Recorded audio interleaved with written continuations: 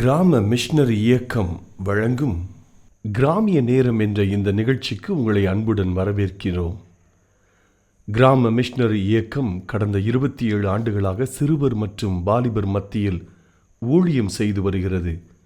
800க்கும் மேற்பட்ட மிஷனரிகளோடு தமிழ்நாட்டில் உள்ள 38 மாவட்டங்கள் உட்பட ஆந்திரா, ஒடிசா, கர்நாடகா, சத்தீஸ்கர், ஜார்க்கண்ட் மற்றும் மத்திய பிரதேசம் ஆகிய மாநிலங்களிலும் நற்செய்தி பணியை செய்து வருகிறது. எமது இலக்கு 1,00,000 கிராமங்கள், 7,000 மிஷனரிகள், ஒவ்வொரு மாநிலத்திலும் 500 மிஷனரிகள். எமது தரிசனம் என் ஆட்டுக்குட்டிகளை மேய்ப்பாயாக என்ற வசனத்தின்படி கிராமங்களில் உள்ள சிறுவர் மற்றும் வாலிபர்களை கிறிஸ்துவுக்குள் வழிநடத்தி அவர்கள் மூலம் கிராமங்களை சுவிசேஷ மயமாக்குதல், சந்திக்கப்படும் சிறுவர் மற்றும் வாலிபர்களை நாளைய தலைவர்களாகவும் ஊழியர்களாகவும் உருவாக்குதல், ஒவ்வொரு கிறிஸ்தவரையும் ஆத்தும ஆதாயம் செய்கிறவராக மாற்றுதல். இப்பொழுதும் எமது நிகழ்ச்சிகளை ஜெபத்துடன் பார்த்து பயனடையுங்கள்.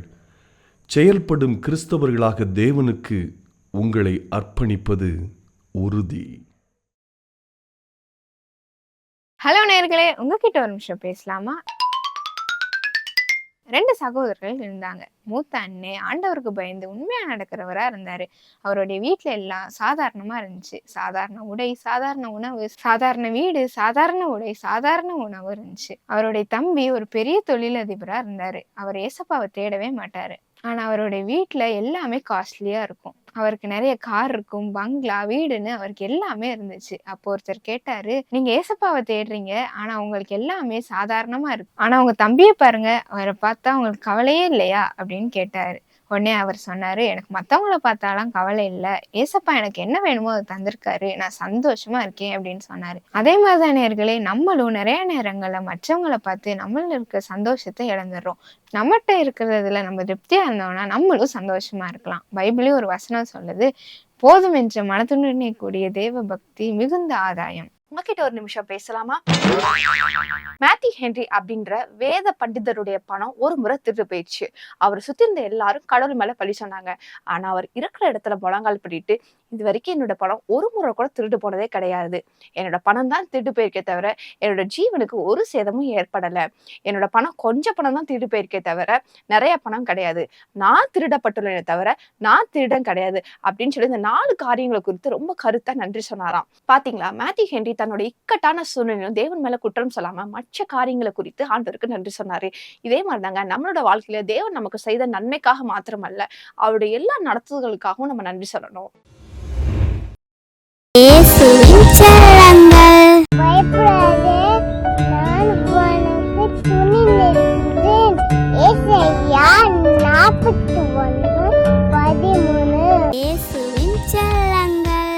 கொரிந்தியர் 13:4-8 வரை.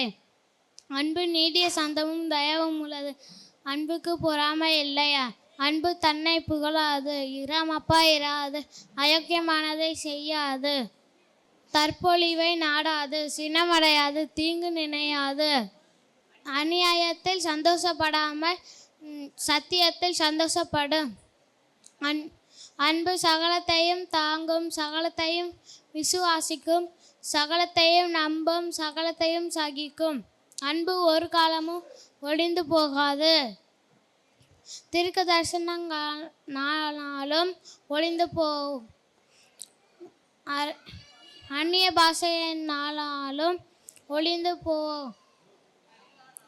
அறிவானாலும் ஒழிந்து போ.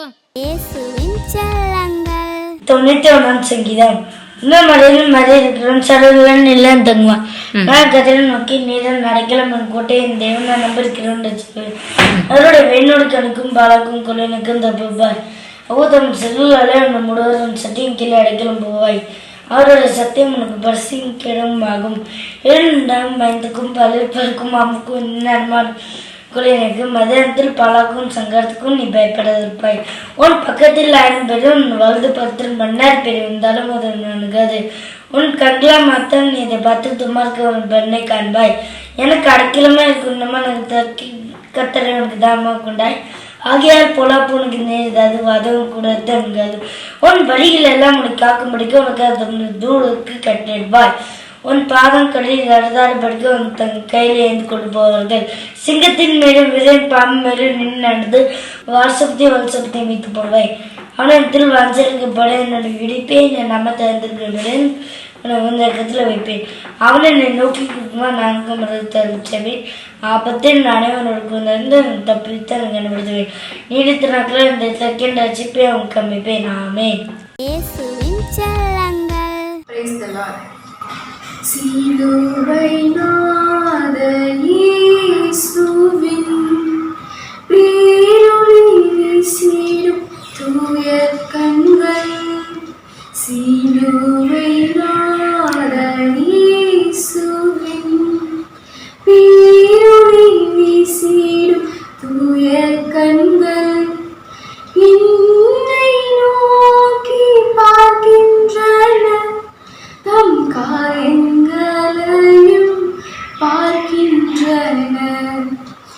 என்னை நோக்கி பார்க்கின்றன, தம் காயங்களையும் பார்க்கின்றன. சிலுவை நாத இயேசுவின் என் கையால் பாவங்கள் செய்திட்டார், தம் கையில் காயங்கள் பார்க்கின்றாரே. என் கையில் பாவங்கள் செய்திட்டார், தம் கையில் காயங்கள் பார்க்கின்றாரே. தீய வழியில் என் கால்கள் சென்றால், தம் காலில் காயங்கள் பார்க்கின்றாரே. தீய வழியில் என் கால்கள் சென்றால், தம் காலில் காயங்கள் பார்க்கின்றாரே. சிலுவை நாத இயேசுவின் தீட்டுள்ள எண்ணம் என் இதயம் கொண்டார், ஈட்டி பாய்ந்த நெஞ்சை நோக்குகின்றார். தீட்டுள்ள எண்ணம் என் இதயம் கொண்டார், ஈட்டி பாய்ந்த நெஞ்சை நோக்குகின்றார். வீப்பெருமை என்னில் இடம் பெற்றால், உள்மூடி பார்த்திட ஏங்குகின்றார். வீப்பெருமை என்னில் இடம் பெற்றால், உள்மூடி பார்த்திட ஏங்குகின்றார். சிலுவை நாத இயேசுவின் பேரொளி வீசிடும் தூய கண்கள். சிலுவை நாத இயேசுவின். எங்களுக்கு பிடித்த ராஜா வேண்டும் என்று உபவாசம் இருந்து ஜெபிக்கிற கிறிஸ்தவ நண்பர்களே, இதே பாரத்தை கிராமத்தில் உள்ள ஜனங்களுக்காக ஜெபித்தால் என்னையா? அவர்கள் அழிந்து போகிறார்களே, கிராமங்கள் அனாதையாக்கப்பட்டு விட்டது என்னையா? நியாயம் இருக்கு. ஸ்தேவானுடைய இரத்தம் சிந்தப்படுகிறது. அந்த இரத்தம் தான் பவுலை உருவாக்குகிறது. அருமையான கிறிஸ்தவ நண்பர்களை, நம்முடைய வேர்வை சிந்த வேண்டும் கிராமத்தின் ஜனங்களுக்கா, இயேசுவை அறியாதவர்களுக்கா. ரத்தம் சிந்தப்படுவது தேவ சித்தமானால் கணேசனுடைய ரத்தம் சிந்தப்படட்டுமை. நான் இரத்த சாட்சியாக மரிப்பதுதான் உங்களுடைய சித்தமானால் நான் இரத்த சாட்சியாக மரிப்பதற்கு என்னை ஒப்புக் கொடுக்கிறேன். அவளை நான் மரித்தால் அநேக பவுல்கள் எழும்புவார்களானால் நான் மரிக்கவும் ஆயத்தம் என்று ஆண்டவரிடத்திலே ஜெபிக்கிறேன் ஐயா. இயேசு கிறிஸ்துவின் இனிய நாமத்தினாலே கிராமம் சரியக்க குடும்பத்தின் சார்பாக கிராமிய நேரம் என்ற நிகழ்ச்சிக்கு உங்களை அன்போடு கூட வரவேற்கிறேன். நீங்கள் சந்தோஷமாக இருக்கீங்களா? நல்லா இருக்கீங்களா? ஆண்டவர் நம்ம கூட தான் இருக்கிறார். அல்லேலூயா. இந்த வருடம் முழுவதிலும் கண்மணி போல ஆண்டவர் நம்மை காப்பாற்றினார். ஒருவேளை சின்ன சின்ன விபத்துகள் நடந்ததா, சின்ன எலும்பு உடைஞ்சிருக்கலாம், சின்ன காயங்கள் ஏற்பட்டிருக்கலாம், ஆனால் உயிர் போல பாருங்க. அல்லேலூயா. ஆண்டவருடைய கிருபை உங்கள் மேலே இருக்குதுங்க.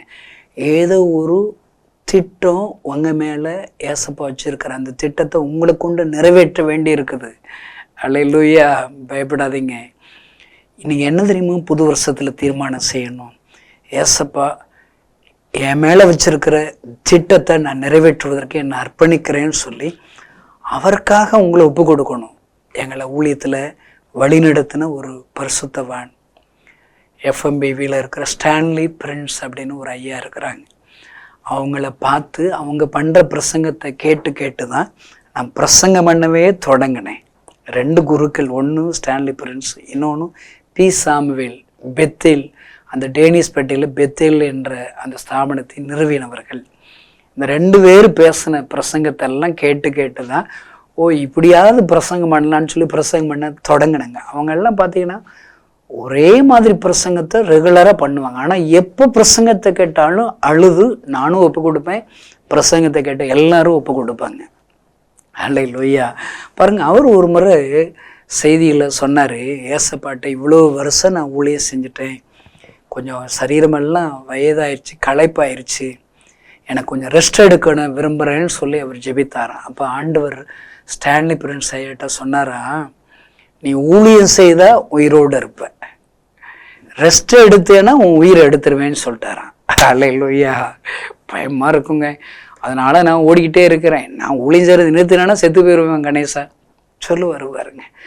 அருமையான இந்த செய்தி கேட்கிற சகோதரேஸ்வரி, இன்னும் உங்களுக்கு ஜீவனை கொடுத்துருக்கிறாரா, இன்னும் உங்களை ஆசீர்வதித்திருக்கிறாரா? ஒரு நோக்கம் இருக்கிறது. நானும் நீங்களும் ஏசப்பாடி ஊழியத்தை செய்வதற்காக. உங்கள் மத்தியில் பேசுகிற என் பேர் கணேசன் தானுங்க. 6 மாதத்துல செத்து போயிருக்கணும்னு டாக்டர் சொல்லிட்டாருங்க. ஏசப்பாட்டை ஜெபிச்சேன், ஏசப்பா எனக்கு ஜீவனை கொடுத்தார், என் கண்ணீரை துடைத்தார். என் கண்ணீரை துடைத்த ஆண்டவர் ஒரு நாள் தரிசனமானார். அவரை அறியாத ஜனங்களுக்காக அழுது கொண்டே இருந்தார் ஐயா. சொல்லி சொல்லி அழுகிறார் ஐயா. என் கண்ணீரை துடைச்ச ஆண்டவர் கண்ணீர் வடிக்கிறார்ல, நான் தானே அவர் கண்ணீரை துடைக்கணும்னு சொல்லி அவருடைய ஊழியத்திற்கென்று என்னை ஒப்பு கொடுத்தேன். 27 வருஷமாக ஏசப்பாவுடைய ஊழியத்தை நான் செய்கிறேங்க. இந்த செய்தியை கேட்கிற சகோதர சகோதரி, நான் நினச்சேன் என்னை சுகமாக்குனதே அவருடைய ஊழியத்தை செய்வதற்காக தான், என் கண்ணீரை துடைச்சதே அவருடைய கண்ணீரை துடைக்கிறதுக்காக தான். அல்லேலூயா. அருமையான கிறிஸ்துவ நண்பர்களே, எஸ்தர் புஸ்தகத்தில் சொல்லியிருக்கிற ஒரு எச்சரிப்பின் சத்தம் உங்களுக்கு தெரியுதாங்க? இப்படிப்பட்ட காலத்திற்கு உதவியாக இருக்கும்படி ராஜ மேன்மை உனக்கு கிடைத்திருக்கலாமே. அல்லேலூயா. இப்படிப்பட்ட காலங்களில் நடக்க வர்ற ஊழியத்திற்கு ஜெபிக்கும்படி, ஊழியத்திற்கென்று கொடுக்கும்படி தான் ஆண்டவர் உங்களுக்கு பிஸ்னஸ் கொடுத்துருப்பார், அரசாங்க வேலை கொடுத்துருப்பார், உங்களை ஆண்டவர் ஆசீர்வதிச்சிருப்பார், ஒரு பலனை கொடுத்துருப்பாரு. நீங்கள் ஆண்டவருடைய ஊழியத்தை எல்லாரும் செய்யணுங்க. எல்லாரும் என்ன நினைக்கிறோம், ஊழியக்காரங்க தான் ஊழியம் செய்யணும். யாருங்க சொன்னது? பைபிளில் முழு நேர ஊழியர், பகுதி நேர ஊழியர் பிரிவே கிடையாதுங்க. எல்லாரும் ஊழியம் செய்யணும். ரட்சிக்கப்பட்ட உடனே சமாரிய ஸ்திரீ போய் கிணற்றாண்டியில் ஏசப்பா பிரசங்கத்தை கேட்டு போய் தீவிரமாக ஊழியம் செய்கிறா. அல்லேலூயா. 4 குஷ்டரோகிகள் அவங்க நற்செய்திகளை சுவிசேஷமாக அறிவிக்கிறாங்க. இயேசு நல்லவர்னு சொல்றதுக்கு எதுக்குங்க அழைப்பு? இதை வேற சொல்லிட்டு நிறைய பேர் சாக்கு போக்கு சொல்லிட்டு ஒரு ஊழியம் செய்யறதில்ல. நீங்க என்ன நினைச்சிட்டீங்க? கிறிஸ்தவனா என்ன நினைச்சிட்டீங்க?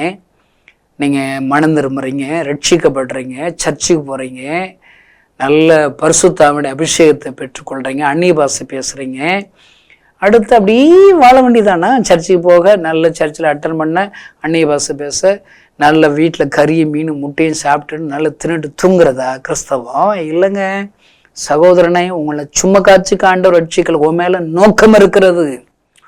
உன்னிடத்துல கொடுத்திருக்கிற ஒவ்வொரு ஆசீர்வாதத்திற்கும் ஏசப்பாவுடைய நோக்கம், திட்டம், தரிசனம் இருக்கிறது ஐயா. ஒரு ஏழை விதவெட்ட கடைசியா சாகிறதுக்கு முன்னாடி ஒரு சின்ன ஒரு அடை இருக்குதுங்க, அடை இருக்குது. அந்த அடையில கூட ஏசப்பாவுடைய தரிசனம் வச்சிருப்பாருங்க. உன்னை போஷிக்கும்படி சாரிபாத் விதவிக்கு கட்டளையிட்டு இருக்கிறேன், கமண்டு. அருமையான ஓன்ட்ட சின்ன அடையோ பெரிய அடையோ, சின்ன வேலையோ பெரிய வேலையோ, கொஞ்சம் வருமானமோ பெரிய வருமானம் இருக்குதா, அது ஏசப்பாவுடைய சித்தம் அதில் நிறைவேற வேண்டி இருக்குதுங்க. அல்லேலூயா. அதுக்காக தான் ஆண்டவர் நம்மளை ஆசீர்வதிக்கிறார். எச்சரிக்கையோடு இருப்போம், அவருடைய ஊழியத்தை இன்னும் செய்வோம்.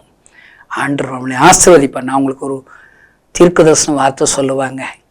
ஏசப்பாவுடைய கண்ணீரை துடைக்கும்படி இந்த கணேசனாயின்னு அப்படி ஊழியத்துக்கு ஒப்பு கொடுத்தேன். ஏசப்பா அழாதீங்க, நான் இருக்கிறேன், நான் உங்கள் கண்ணீரை துடைப்பேன்னு சொல்லி அழுகிற இயேசு பார்த்து என் வாழ்க்கையை ஒப்பு கொடுத்தேன். அவரை என் கண்ணீரை துடைக்கிறார், என்னை ஆசீர்வதிக்கிறார். நீங்களுங்க ஏசப்பா அழாதீங்க, நான் இருக்கிறேன், என்னால் என்றபடி ஜெபம் பண்ணி உங்களுடைய கண்ணீரை துடைப்பேன், என்னால் என்ற காணிக்கையை கொடுத்து ஒரு மிஸ்டரியை மாசந்தோறும் தாங்குவேன், இல்லை ஒரு கிராம ஆலயத்தை கட்டி கொடுத்து உங்களுடைய கண்ணீரை துடைப்பேன்.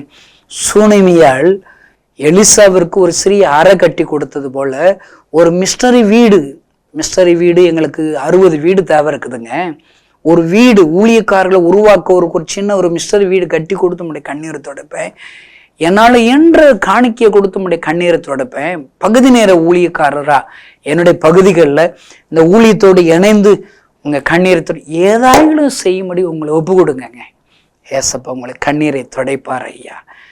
ஆமேன், அல்லேலூயா. பாருங்க, இன்றைக்கு உங்களோடு கூட பேசும்படி ஆண்டவருடைய சமூகத்தில் நான் ஜெபித்த போது என் மனதை பாரப்படுத்தின ஒரு ஜெப குறிப்புகள். நான் அதை வாசிக்கும் போதெல்லாம் கண்ணீரோடு ஜெபிப்பது உண்டு. அதைத்தான் உங்களோடு கூட பேசும்படி ஆண்டவர் எனக்கு சொல்லி கொடுத்தார்.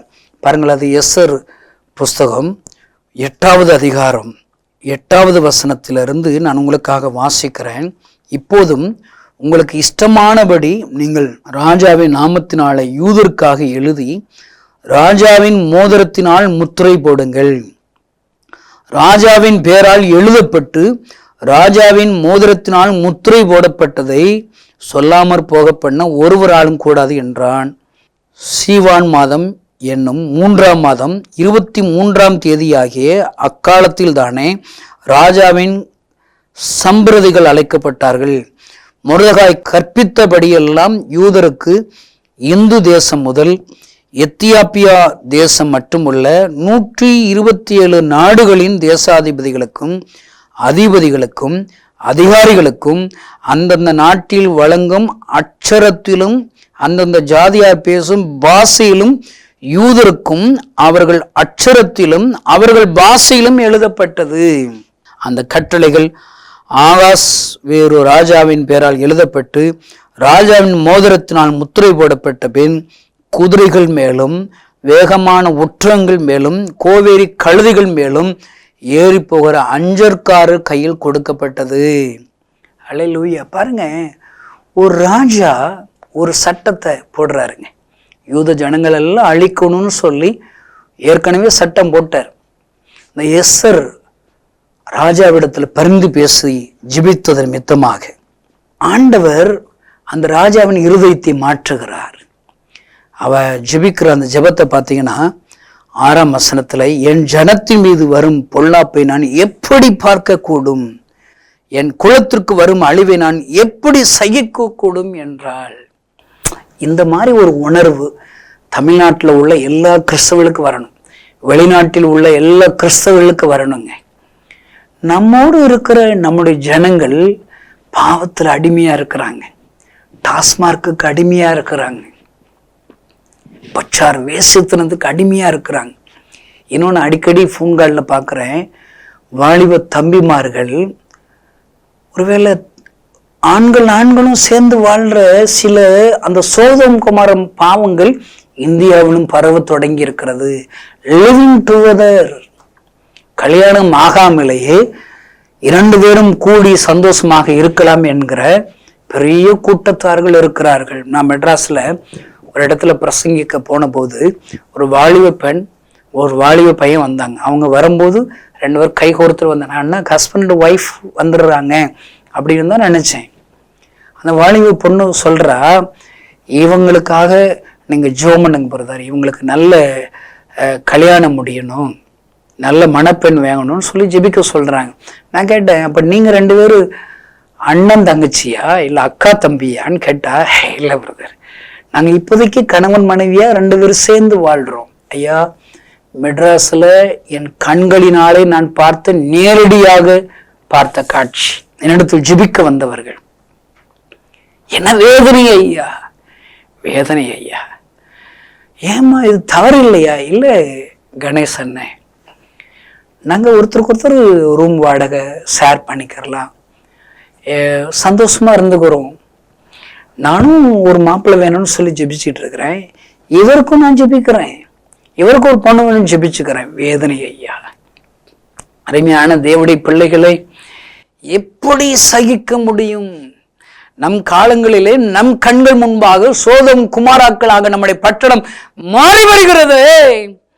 எப்படி ஐயா சகிக்க முடியும்? வேதனை ஐயா, வேதனை. இன்னும் பாருங்க, எனக்கு இருக்கிற வேதனைங்க. நாங்கள் கிறிஸ்மஸ் ஸ்கூல்ல ஒரு 10,000 கிராமங்களில் சுவிசேஷம் அறிவிக்கணும்னு சொல்லி ஒரு பெரிய பாரத்தை ஏசப்பா கொடுத்தாருங்க. எங்கள் ஊழியக்கார்ட்ட சொன்னேன், 10,000 கிராமங்களில் சுவிசேஷம் அறிவிக்கணும்னா கிட்டத்தட்ட 30-40 லட்சம் பைபிள் வேணும். எல்லாரும் நம்ம கிளம்பி போகணும், அதுக்கு வாகன வசதிகள் வேணும், சில வாகனங்கள் வாடகைக்கு எடுக்கணும், அதுக்கு பெட்ரோல் போடணும், டீசல் போடணும், பிரயாண செலவு இருக்குது. ஒரு 5 நாள் ஒரு இடத்துல போய் தங்கணும்னா, கடந்த காலங்களில் திருச்சியில் 5 நாள் தங்கணும், மதுரையில் தங்கணும், சிவகங்கையில் தங்கணும், ஒருவேளை கடலூர் பாண்டிச்சேரி பகுதிகளில் தங்கணும், திருப்பத்தூரில் தங்கணும், சேலத்தில் தங்குறோம். பாருங்க, அங்கங்கே ஒரு 5 நாள் தங்கினாலே ஒரு 5 லட்சம் ரூபாயிலிருந்து 7 லட்சம் ரூபாய் தேவை இருக்குது. அது மொத்தது கணக்கு பார்த்தா 10,000 கிராமங்களில் சுவிசேஷம் அறிவிக்கிறோன்னா ஒரு கிராமத்தில் ஒருத்தராவது முழு பைபிள் கேட்போம். அவங்களுக்கு நம்ம தரணும்ல. அப்போ ஒரு பைபிள் 300 ரூபான்னு 10,000 பைபிள் வேணும்ல. இவ்வளோ பெரிய திட்டத்தை ஏசப்ப கொடுத்ததுனால நாம யாரும் கிறிஸ்மஸ்க்கு கொண்டாட வேண்டாம். நாம முழு நேர ஊழியர்கள் யாருமே கிறிஸ்மஸ் ட்ரெஸ் எல்லாம் வாங்க பணம் செலவழிக்க வேண்டாம், கொஞ்சம் தியாகம் பண்ணுவோம். ஆனால் கிராமத்தில் உள்ள அனாதை பிள்ளைகள், ஏழைகளுக்கு யாராவது காணி கொடுத்தாங்கன்னா அவங்க சந்தோஷமாக அவங்களோடு கூட கிறிஸ்மஸ் கொண்டாட்டத்திற்கு ட்ரெஸ்ஸஸ் கொடுப்போம்னு சொன்னேன்.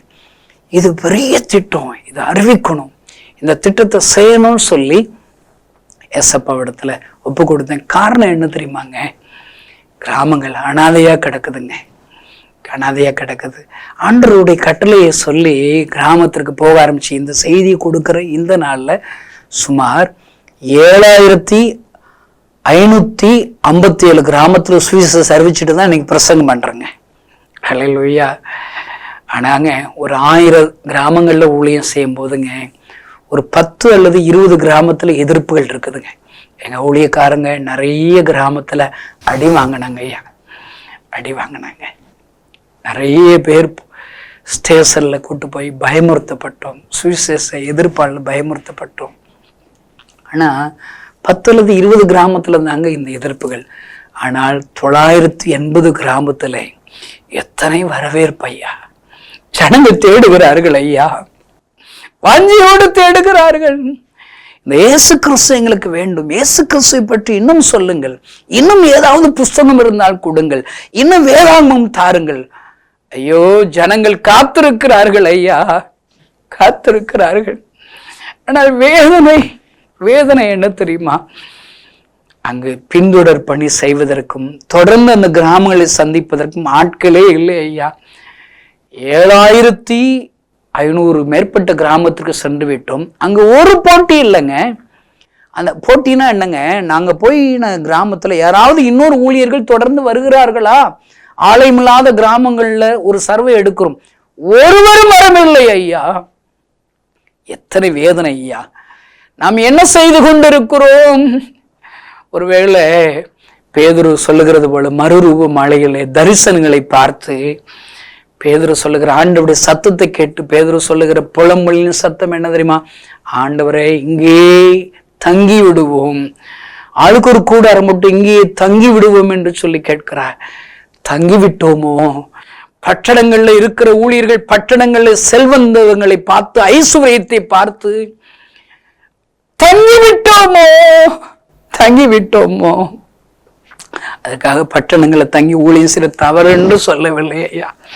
பட்டணங்கள்ல தங்கினால் பரவாயில்ல, ஆளுக்கு ஒரு 2 கிராமத்தை தத்தெடுத்திருந்தால், 2 கிராமம் மாசத்துல 1 நாள் 2 நாள் உங்க சபையாக அந்த கிராமத்துல போய் ஊழியம் செய்திருந்தால் இன்றைக்கு கிராமங்கள் இயேசுவை ஏற்றுக்கொண்டிருக்குமே. கிராமங்கள் அனாதையாக்கப்பட்டு விட்டதே, அனாதையாக்கப்பட்டு விட்டதை. நான் ஒரு கிராமத்திலே பிறந்து வளர்ந்தவங்க. கிராமத்தில் உள்ள பாரம் எனக்கு தெரியும், கிராமத்தினுடைய ஜனங்கள் முறைகள் தெரியும். ஐயோ, ஒவ்வொரு கிராமத்திலும் விதவைகள் எண்ணிக்கை கூடி விட்டது ஐயா. கூடிவிட்டது. நான் பார்க்கிற கிராமத்துல சும்மா 700 குடும்பம் இருக்கிற கிராமத்துல 170க்கும் மேற்பட்ட விதவைகள் இருக்கிறார்கள். இதுதான் அநேக கிராமங்கள் இருக்கிற சர்வே ரிப்போர்ட் ஐயா. இளம் விதவைகள் ஐயா, எல்லாம் குடித்து குடித்து மரித்து விட்டார்கள்.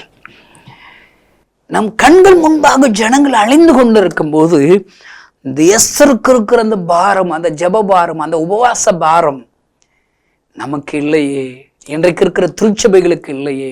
ஊழியக்காரர்களுக்கு குறைந்து விட்டதோ?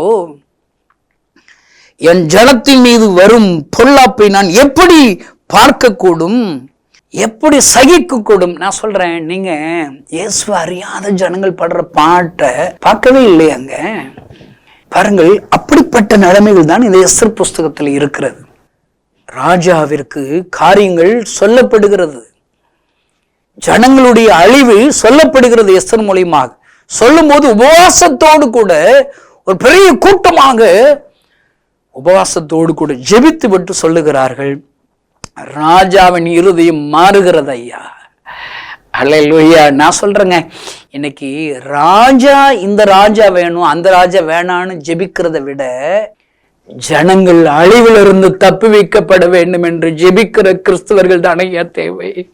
ஜனங்களுடைய ரட்சிப்பிற்காக உபவாசம் இருக்கிற சபைகள் என்றுக்கு தேவை ஐயா, தேவை ஐயா. கிராமங்கள், எத்தனை கிராமத்துல சர்ச் இருக்கு, எத்தனை கிராமத்துல சர்ச் இல்லை. இந்த சர்வே எடுங்க. இதே பாரத்தை எங்களுக்கு பிடித்த ராஜா வேண்டும் என்று உபவாசம் இருந்து ஜெபிக்கிற கிறிஸ்தவ நண்பர்களே, இதே பாரத்தை கிராமத்தில் உள்ள ஜனங்களுக்காக ஜெபித்தால் என்னையா? அவர்கள் அழிந்து போகிறார்களே, கிராமங்கள் அனாதையாக்கப்பட்டு விட்டது. என்னையா நியாயம் இது? எஸ்தர் அவள் உபவாசம் இருந்து ஜெபிக்கிறார், ராஜாவின் இருதயம் மாறுகிறது.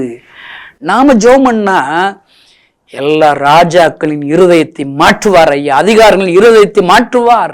சவுல பவுலா மாறலையாங்க. அல்லேலூயா. நான் அடிக்கடி அந்த பவுல் உருவான சம்பவத்தை தியானிக்கும் போது ஸ்தேவானுடைய இரத்தம் சிந்தப்படுகிறது. அந்த இரத்தம் தான் பவுலை உருவாக்குகிறது ஐயா. அருமையான கிறிஸ்தவ நண்பர்களை, நம்முடைய வேர்வை சிந்த வேண்டும் கிராமத்து ஜனங்களுக்கா, இயேசுவை அறியாதவளுக்கா. ரத்தம் சிந்தப்படுவது தேவ சித்தமானால் இந்த கணேசனுடைய ரத்தம் சிந்தப்படட்டும் ஐயா. நான் இரத்த சாட்சியாக மரிப்பதுதான் உம்முடைய சித்தமானால் நான் இரத்த சாட்சியாக மரிப்பதற்கு என்னை ஒப்புக் கொடுக்கிறேன். ஒருவேளை நான் மரித்தால் அநேக பவுல்கள் எழும்புவார்கள், ஆனால் நான் மரிக்கவும் ஆயத்தம் என்று ஆண்டவரிடத்தில் ஜெபிக்கிறேன் ஐயா, ஜெபிக்கிறேன். எதற்காக ஜெபிக்க வேண்டுமோ, எதற்காக பாரம் எடுக்க வேண்டுமோ, எதற்காக உபவாசம் இருந்து ஜெபிக்க வேண்டுமோ, அதற்கு ஜெபிக்க மறந்து விட்டோமே ஐயா. ஒரு ஜெப குறிப்பு, கிராமத்துக்கு ஜெபம் பண்ணுங்களேன். கிராம ஊழியத்தை குறித்து பிரசங்கம் பண்ற கிராம பிரசங்கியாரு வந்திருக்கிறேன்ல, ஐயோ ஏன் ஜெபத்துல கூட கிராமத்தை அனாதையாக்கிட்டங்களே, கிராமத்தை அனாதையாக்கிட்டங்களே. என்னையா நியாயம் இது? கிராமம் அழிந்து கொண்டிருக்கிறது, கிராமங்கள் பாழாய் போயின. நம்முடைய சிந்தனை மாற வேண்டும், நம்முடைய நோக்கம் மாற வேண்டும். எதை முதல்ல செய்ய வேண்டும் அதை முதல்ல செய்யணும். எதுக்கு நேரம் அதிகம் செலவழிக்கணுமோ அதற்கு நேரம் அதிகமா செலவழிக்கணும். எதற்காக உபவாசம் இருந்து ஜெபிக்கணுமோ அதற்காக உபவாசம் இருந்து ஜெபிக்க வேண்டும். லட்சக்கணக்கான ஜனங்கள் அழிய போகிறார்கள், அவர்களுக்காக உபவாசம் இருந்து ஜெபிக்கிறார்கள். எஸ்தர் புஸ்தகம் காட்டுகிற உண்மை அதுதான் ஐயா.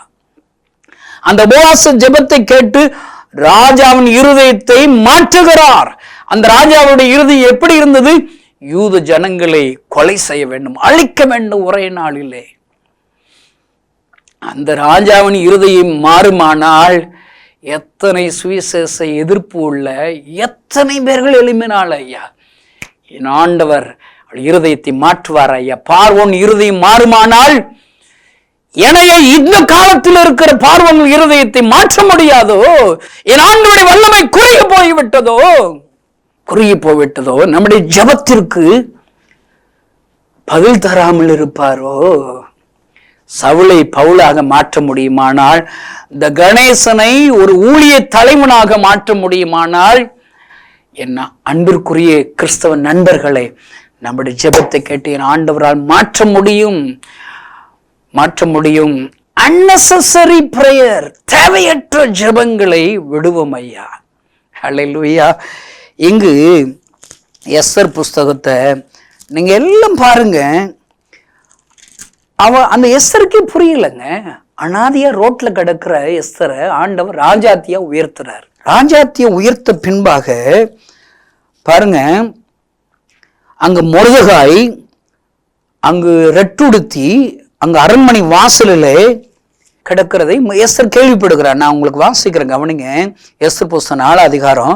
நடந்த யாவற்றையும் மொர்தெகாய் அறிந்தபோது மொர்தெகாய் தன் வஸ்திரங்களை கிழித்து ரெட்டுடுத்தி சாம்பல் போட்டுக்கொண்டு நகரத்தின் நடுவே புறப்பட்டு போய் துயரமுள்ள மகா சத்தத்தோடு அலறிக்கொண்டு ஜெபிக்கிறான். ஐயா, இப்படிப்பட்ட மொர்தெகாய் போன்ற ஊழியக்காரர்கள் எனக்கு தேவை ஐயா, தலைவர்கள் தேவை ஐயா.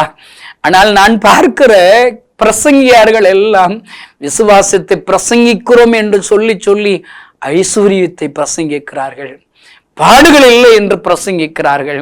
நான் கேட்கிறேன், பவுல் ஆண்டவரை உண்மையாக பிரசங்கித்தார். ஏனையா பவுலுக்கு பாடுகள் இருக்கிறது? பவுல் பசியோடு இருந்தாராம், வஸ்திரம் இல்லாமல் இருந்தாராம். எத்தனை பாடுகள் லிஸ்ட் இருக்குதுங்க. அப்ப பவுல் எல்லாம் விசுவாசிகளை ஆண்டவரை, விசுவாச பிரசங்கியார்களை நீங்கள் விசுவாசத்தை பிரசங்கம் பண்ணுவதை நிறுத்துங்கள் தயவு செய்து. நீங்கள் விசுவாசித்து கிராமத்தை இயேசுக்கு சொந்தமாக்கி காண்பியுங்கள் ஐயா. சில ஆயிரக்கணக்கான புறஜாதிகளை இயேசுக்கு நேராக வழிநடத்தி காண்பியுங்கள் ஐயா. நீங்க விசுவாசத்தினாலே அற்புத அடையாளங்கள் செய்து கர்த்தரே தேவன் என்பதை நிரூபித்து காண்பிக்கிற பிரசங்கியார்களாக மாறுங்கள் ஐயா. விசுவாசத்தை பிரசங்கம் பண்ணுகிற பிரசங்கியாரை உன்னுடைய விசுவாச பிரசங்கத்தை நிறுத்துங்க. அதுக்காக பிரசங்கம் பண்றவனா நான் தப்பு சொல்லல, பேலன்ஸ் இருக்கணுங்க. அல்லேலூயா. அருமையான தேவனுடைய பிள்ளைகளே, இங்கு மொர்தெகாய் ரெட்டுடுத்தி அழைகிற தலைவர்கள் வேணும். இப்ப கூட நீங்க ஜெபம் பண்ணுங்க, ஆண்டவரே அப்படிப்பட்ட மொர்தெகாயா என்ன மாத்துங்க, எங்க திருச்சபை தலைவர்களை மாத்துங்க, போதகர்களை மாத்துங்க, கிறிஸ்தவ நண்பர்களை மாத்துங்க. பாருங்க, ராஜாவின் அரண்மனை வாசலிலே அவன் மொர்தெகாய் கிடக்கிறான். பாருங்க 4 வசனத்தில், அப்பொழுது எஸ்தரின் தாதிமார்களும் அவளுடைய பிரதானிகளும் போய் அதை அவளுக்கு அறிவித்தார்கள். அப்பா, ஓ சித்தப்பா உன்னை வளர்த்த அப்பா மொர்தெகாய் அப்படி ரோட்ல கிடக்கிற அரண்மனை வாசல்ல ரெட்டுடுத்தி வஸ்திரம் கிழிஞ்சு நிர்வாணமா அழுதுகிட்டு இருக்கிறாரு. அறிவிக்கப்படுகிறது. அறிவிக்கப்பட்ட உடனே இவன் என்ன நினைக்கிறா? அதனால ராஜாத்தி மிகவும் துக்கப்பட்டு மொர்தெகாய் உடுத்தி இருக்கிற ரெட்டை எடுத்து போட்டு அவனை உடுத்துவிப்பதற்கு வஸ்திரங்களை அனுப்பினாள். இன்றைக்கு இருக்கிற சபைகள் செய்கிற ஊழியம் இதுதான், கிறிஸ்தவர்கள் செய்கிற ஊழியம். ட்ரெஸ் வாங்கி கொடுக்கறல ஊழியம், அது வேணும். ஆனா அதை காட்டிலும் அவருடைய ரட்சிப்பு முக்கியமானது, அவருடைய விடுதலை முக்கியமானது. அவர்கள் மறிக்க போகிறார்களே, நரகத்திற்கு செல்ல போகிறார்களே, அவளை விடுதலையாக்குறது முக்கியம் ஐயா. இன்னைக்கு நான் அடிக்கடி ஊழியத்துல நான் பார்க்குற ஊழியத்துல ஆத்ம திருப்தி ஊழியங்கள், ஆத்ம பார ஊழியங்கள். இந்த செய்தி கேட்கிற கிறிஸ்துவ நண்பர்களே, நீங்க ஆத்ம திருப்திக்காக ஜெபம் பண்றீங்களா, ஆத்ம பாரத்திற்கோடு ஜெபிக்கிறீங்களா? ஆத்ம திருப்தியோடு காணிக்க கொடுக்கிறீங்களா, ஆத்ம பாரத்தோடு காணிக்க கொடுக்கிறீங்களா? ஆத்ம திருப்திக்காக என்ன செய்யறீங்க? இவன் எஸ்ஸர் செய்யறதெல்லாம் ஆத்ம திருப்தி ஊழியங்கள். அல்லேலூயா. பாருங்கள், அவளுக்கு எச்சரிக்கை விட்டவுடனே அவள் மனமாறுகிறாள். எஸ்தர் மனமாறுகிறார். ஒருவேளை இந்த செய்தி கேட்கிற சகோதரனே சகோதரியே, நீங்களும் நானும் மனமாறுகிற ஒரு நாட்களுக்குள்ளாக வந்திருக்கிறோம் ஐயா. போதும், 21 நூற்றாண்டுகளாக ஆத்ம திருப்திக்காக ஏதோ ஒரு பேருக்கு செய்த ஜெபம், பேருக்கு கொடுத்த காணிக்கை, பேருக்கு செய்த ஊழியங்கள் போதும் ஐயா. நாம் மனமாறுவோம் ஐயா.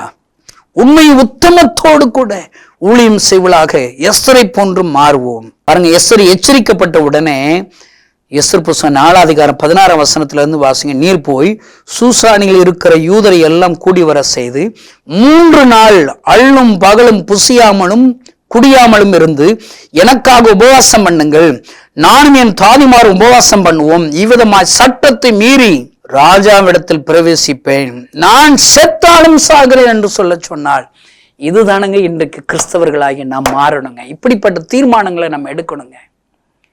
செத்தாலும் சாகுறேன், 3 நாள் புசியாமல் குடியாமல் உபவாசம் இருக்கிறோம். நீங்க இருங்க, நாங்களும் இருக்கிறோம்.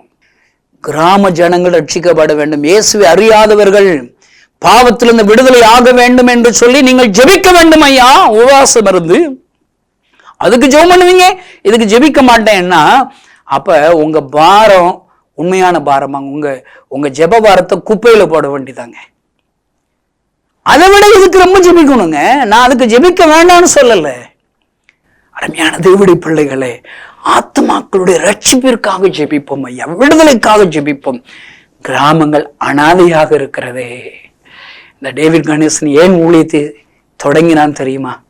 ஏசப்பா என் கண்ணீரை துடைச்சி என் வியாதியை சுகப்படுத்தினார். கொஞ்ச நாள்ல அவர் மறுதளிச்சிட்டேன். இயேசுதான் சுகமாக்குன்னு என்ன நினைச்சுன்னு ஒரு மறுதளிச்சிட்டேன். சந்தேகத்துல மறுதளிச்சிட்டேன். நன்றி இல்லாத கிறிஸ்தவனை மறுதளிச்சிட்டேன். ஆனா ஏசப்பா என்ன கைவிடலைங்க. என்னை தேடி நான் ஒரு பாழடைஞ்ச கட்டடத்துல தூங்குற பழக்கம் அந்த அறைக்கு வந்தார். என் முகமுகமாக நான் அவரை தரிசித்தேன். அவரை பார்க்கும்போது அவர் இயேசுனே எனக்கு தெரியாதுங்க. அவர் அழுது கொண்டே இருந்தார். தன்னுடைய பாரங்களை சொல்லி சொல்லி அழுகிறார். நானே தேவன், என்னை தவிர வேற தேவர்களை நான் இந்த ஜனங்களுக்காக பரிதபிக்கிறேன்.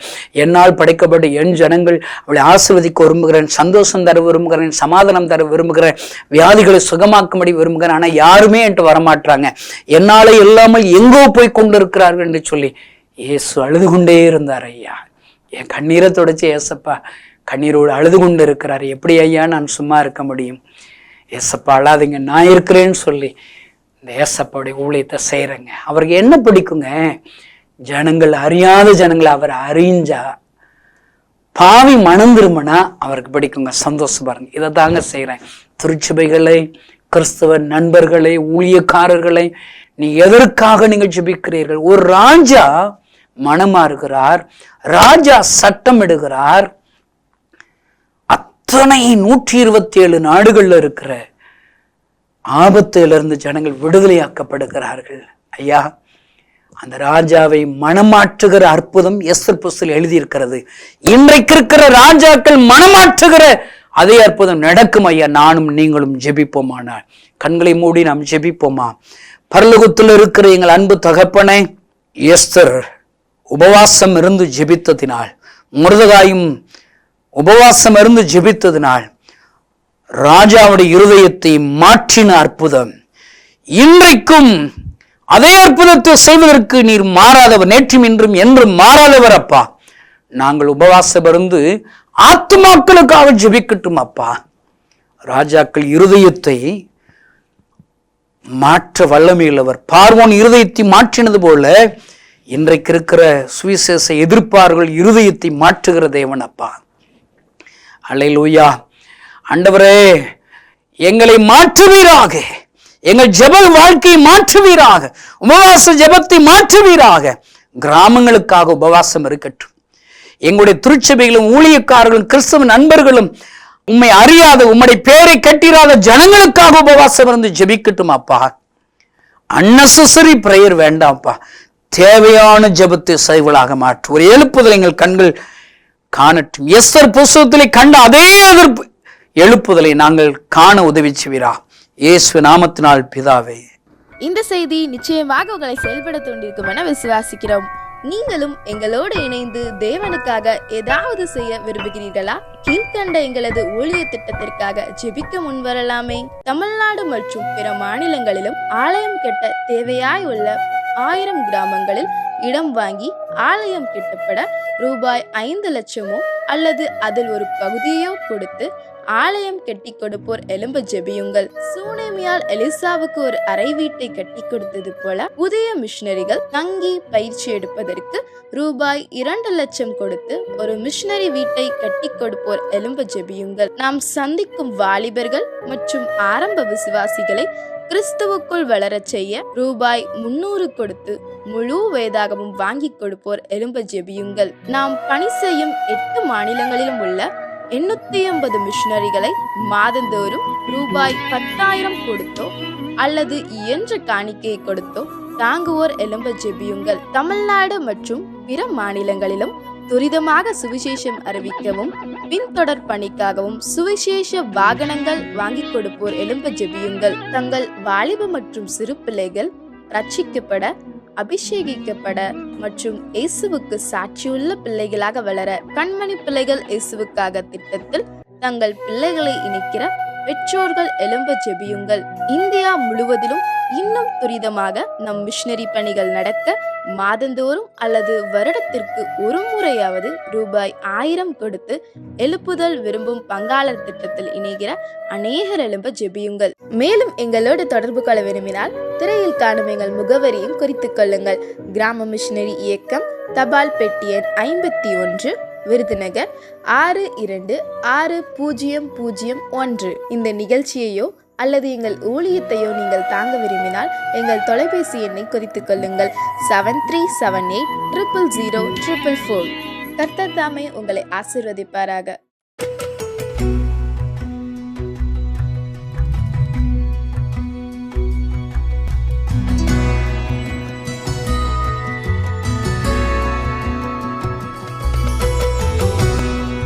தேவனாகிய கர்த்தருடைய நாமத்திற்கு மகிமை உண்டாவதாக. உங்கள் அனைவருக்கும் கிராம மிஷனரி இயக்கத்தின் சார்பாக எங்களுடைய அன்பின் வாழ்த்துக்கள். என்னோட பேர் ரூபிகா. நான் தஞ்சாவூர் மாவட்டம் பட்டுக்கோட்டையிலிருந்து மதுக்கூர்லேருந்து நான் வந்திருக்கேன். என்னோடய ஃபேமிலி எப்படின்னா, என்னோடய ஃபேமிலி பேக்ரவுண்ட் ஒரு முற்றிலும் யாருமே தேவனை அறியாத ஒரு குடும்பத்திலேருந்து உள்ளவங்க. நானும் அதுலேருந்து தான் நான் வந்திருக்கேன். நாங்கள் எப்படி ஆண்டவரை தெரிஞ்சுக்கொண்டோம் அப்படின்னா, என்னுடைய தாயார் மாத்திரம்தான் சபைக்கு தேவனை அறிந்து கொண்டு சபைக்கு போகிறவங்களா இருந்தாங்க. இப்போ யாருமே தேவனை அறியாத ஒரு சூழ்நிலையில் இருந்தோம். அப்போது என்ன ஆச்சுன்னா, அவங்க போய்கொண்டு இருந்த சூழ்நிலையில் எங்கள் அப்பா கேரளாவில் ஒரு ஒர்க் செஞ்சுட்டு இருக்கும்போது அங்கேருந்து வரும் பொழுது ஆக்சிடெண்ட் ஆகி 3 நாட்கள் சுயநிலைவே இல்லாமல் ஒரு இடத்துல இருந்தாங்க. அப்போது ஆக்சிடெண்ட் ஆகி கிடக்கிறப்போ யாருமே அவங்கள பார்க்குறது கிடையாது.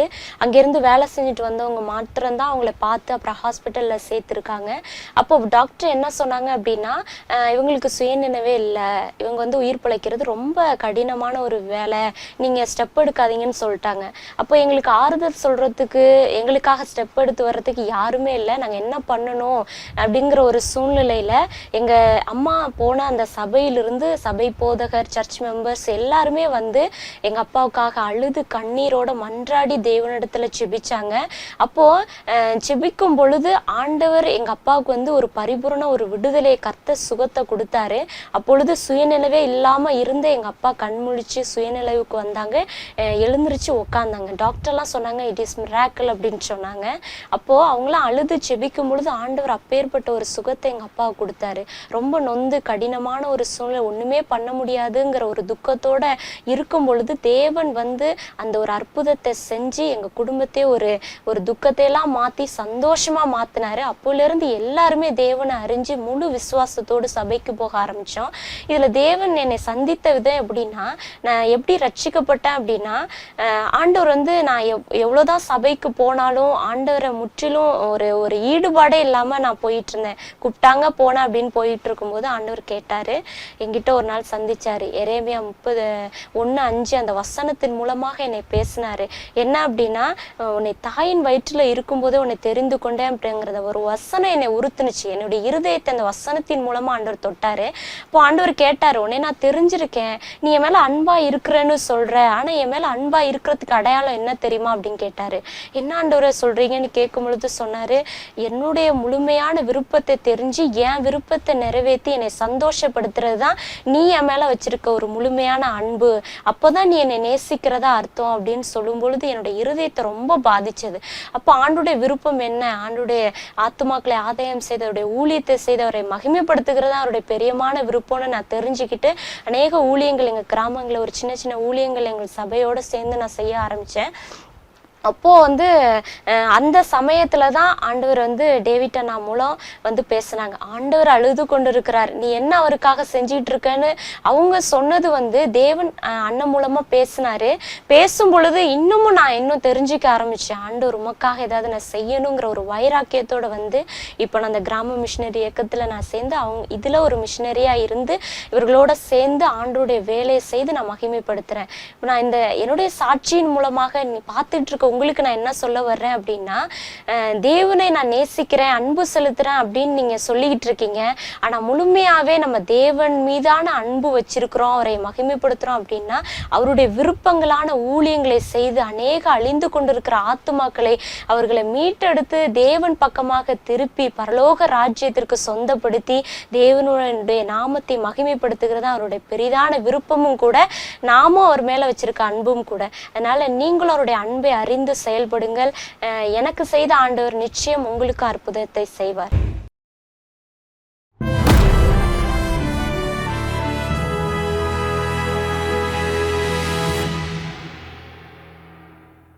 இவங்க யூடியூப்ல இதை குறித்து வீடியோஸ் போட்டால் என்ன ஆகும்? மோசையை பற்றி, மோசை அவர் திமிர் பிடிச்சவர், ரொம்ப அரட்டிக்கிட்டு இருப்பார், ரொம்ப தன்னை தான் பரிசுத்தவான் நினச்சிட்டு இருக்காருன்னு ஒரு வீடியோலாம் போடுவாங்க.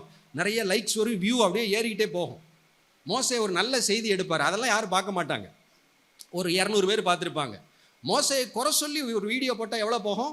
இன்னைக்கு 10,000, நாளைக்கு 28,000 அப்படியே போகும். அதுதான் அது ஒரு விருப்பம்.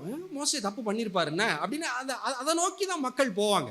நெகட்டிவ் திங்ஸ், விழுந்து போனவைகளுக்கு தான் மனிதனுடைய இருதயம் சார்ந்து எப்பயுமே போகும். இங்கே கோராகினுடைய தவறான நோக்கம் ஒரு தவறான ஐக்கியத்தை உருவாக்கி விட்டது. அந்த நெருங்கி பழகுகிற நபரோடு எதை குறித்து பேசுகிறீர்கள், ரொம்ப கவனமாக இருக்கணும். நீங்கள் பைபிளில் ஒரு முக்கியமான வசனத்தை பார்க்குறோம். பழைய ஏற்பாட்டின் கடைசி புஸ்தகம் மல்கியால, கர்த்தருக்கு பயந்தவர்கள் ஒருவரோடு ஒருவர் பேசிக்கொள்வார்கள், கர்த்தர் அதை கவனித்து கேட்பார். ஒரு ஞாபக புஸ்தகத்தில் அதெல்லாம் எழுதுவார்னு சொல்லி எழுதியிருக்கு.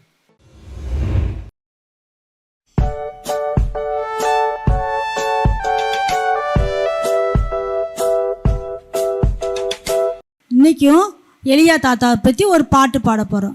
கற்றுக்குருவோமா?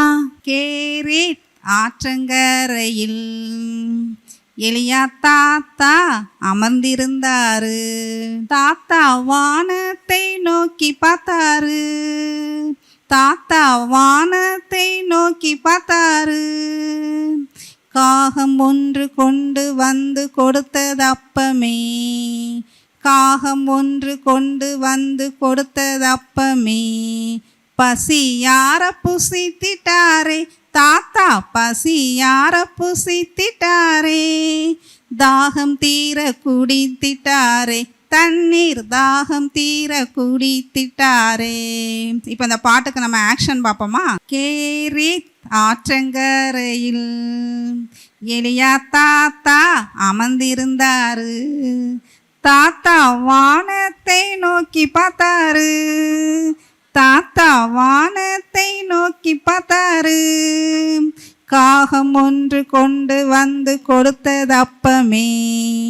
காகம் ஒன்று கொண்டு வந்து கொடுத்தது அப்பமே.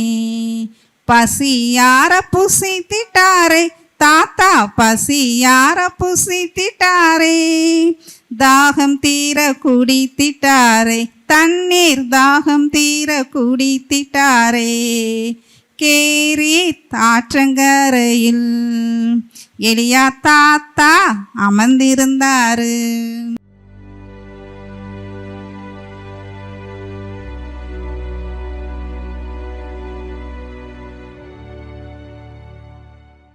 பரிசுத்த அகஸ்டின் அவருடைய வாழ்க்கை வரலாறை குறித்து நாம் பார்க்க இருக்கிறோம். பரிசுத்த அகஸ்டின் ஆண்டவராகிய இயேசு கிறிஸ்துவை ஏற்றுக்கொள்வதற்கு முன்பதாக அநேக துன்மார்க்கமான கிரியைகளை செய்து கொண்டிருந்தார். அவருடைய தாயார் மோனிகா அம்மையார் மிகவும் வருந்தி தன்னுடைய மகனுக்காக ஜெபித்தார்கள். பல நாட்கள் உபவாசம் இருந்து பல ஆண்டுகள் காத்திருந்து அவருடைய ரட்சிப்பை காண வேண்டும் என்று விரும்பினார்கள். அதன் அடிப்படையில் பரிசுத்த அகஸ்டின் ஆண்டவரை ஏற்றுக்கொண்டு தூய வழியிலே நடந்ததை சரித்திர வாயிலாக பார்க்கிறோம். பரிசுத்த அகஸ்டின் துன்மார்க்கமாக நடந்த போதிலும் அவருடைய வாழ்க்கையில் அநேக காரியங்களை மற்றவர்களுக்கு கற்றுக் கொடுக்குவதற்கு ஏதுவாக துன்மார்க்கமான வழியிலே நடக்கிறவர்களை பரிசுத்தமான வழியிலே நடப்பதற்கு அவர்களுக்கு ஒரு வழிகாட்டியாக அவர் திகழ்ந்தார். ஒரு முறை அவர் கடற்கரை ஓரம் தியானம் பண்ண அவர் சென்றிருந்த போது கடற்கரை ஓரத்திலே உட்கார்ந்து கொண்டு தியானம் பண்ணினார். அப்பொழுது ஒரு சிறுவன் கடல் தண்ணீரை எடுத்து நண்டு குழியிலே ஊற்றி கொண்டே இருந்தான். அந்த சிறுவனை பார்த்து அவர் பொறுமை இழந்தவராக, நீ என்ன செய்து கொண்டிருக்கிறாய் என்று கேட்டார். அவன் சொன்னான், இந்த கடல் நீரை அனைத்தையுமே நண்டுக்குழியிலே ஊற்றி விடுவேன் என்பதாக கூறினான். அப்பொழுது அகஸ்டின் சொன்னார், ஏதாவது உனக்கு அறிவு இருக்கிறதா? எவ்வளவு தண்ணீர் இருக்கிறது, அதை இந்த சிறு குழியிலே எப்படி ஊற்றுவாய் என்று கேட்டார். அதற்கு அந்த சிறுவன் சொன்னான், அது கூட சாத்தியமாகும், ஆனால் நீ நினைக்கிற காரியம் நிறைவேறாது. நீ தேவனை குறித்து, அந்த திருத்துவத்தை குறித்து அறிய வேண்டும் என்று விரும்புகிறாய், அதை முழுவதும் அறிந்து கொள்ள உன்னால் கூடாது என்று சொல்லி அந்த சிறுவன் சொல்லிவிட்டு மறைந்து விட்டான். இப்படிப்பட்ட சத்தியங்களை நாம் கேள்விப்படும் போது தேவன் அவருக்கு வெளிப்படுத்தின காரியங்களை நமக்கு அவர் மூலமாக வெளிப்படுத்தியிருக்கிறதை நாம் கண்டுகொள்ள முடிகிறது. மேலும் பாரம்பரியமாக அந்த மக்கள் செய்து கொண்டிருந்த காரியங்கள், திருச்சபையிலே 2 பிரிவாக பிரிந்து ஒரு பிரிவார் மேலே கல்லறிவார்கள். அந்த கல்லறிகிற திருநாள் அவர்கள் மகிழ்ச்சியோடு கொண்டாடி அன்று குடித்து வெறித்து ஆர்ப்பாட்டம் செய்வார்கள். இதை கண்ட பரிசுத்த அகஸ்டின் மிகவும் அழுதார், மக்கள் மத்தியிலே பேசினார். இப்படிப்பட்ட காரியங்கள் திருச்சபையை பாழாக்கிவிடும், இதை நாம் முற்றிலுமாக அகற்ற வேண்டும் என்று சொல்லி போராடினார். இதன் விளைவாக மக்கள் அவருடைய உபதேசத்தை ஏற்றுக்கொண்டு ஒரு தூய்மையான வாழ்க்கை வாழ முற்பட்டார்கள். இவ்விதமாக பரிசுத்த அகஸ்டின் திருச்சபையிலே பல சீர்திருத்தங்களை செய்து திருச்சபைக்காக பல தொண்டாற்றினார். இவைகளெல்லாம் பார்க்கும்போது நம்மளுடைய திருச்சபைகளிலும் இருக்கிற பலவிதமான போராட்டங்கள், திருச்சபையின் பாரம்பரியங்கள், இவைகளை நாம் இப்பொழுது பரிசுத்த அகஸ்டினை போல போராடி ஒழிப்போமானால் திருச்சபைகள் தூய்மைப்படும், கர்த்தருடைய நாமம் மகிமைப்படும். கர்த்தருக்கே மகிமை உண்டாவதாக. ஆமேன்.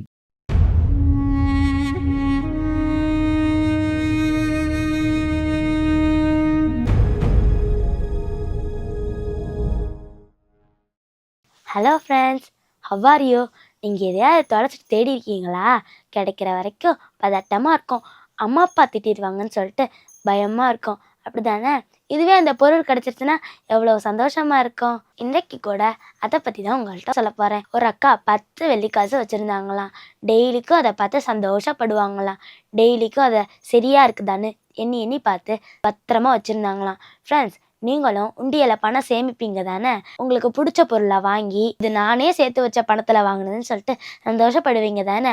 அதே மாதிரி தான் அந்த அக்காவும் நம்மளுக்கு பிடிச்ச பொருள் ஏதாவது வாங்கலான்னு சொல்லிட்டு அந்த அக்கா எண்ணி பார்த்தா ஒரு காசை காணும். திரும்பியும் தரையில் கொட்டி 1 2 3ன்னு எண்ணி பார்த்தாங்களாம். 9 காசு தான் இருந்துச்சு. சரி, ஒரு காசு தானே காணாமல் போச்சுன்னு விடாமல் வீடு முழுவதும் தேடி பார்த்தாங்களாம். ச்சே, எங்கே விழுந்துச்சுன்னு யோசிச்சு பார்த்தாங்களாம்.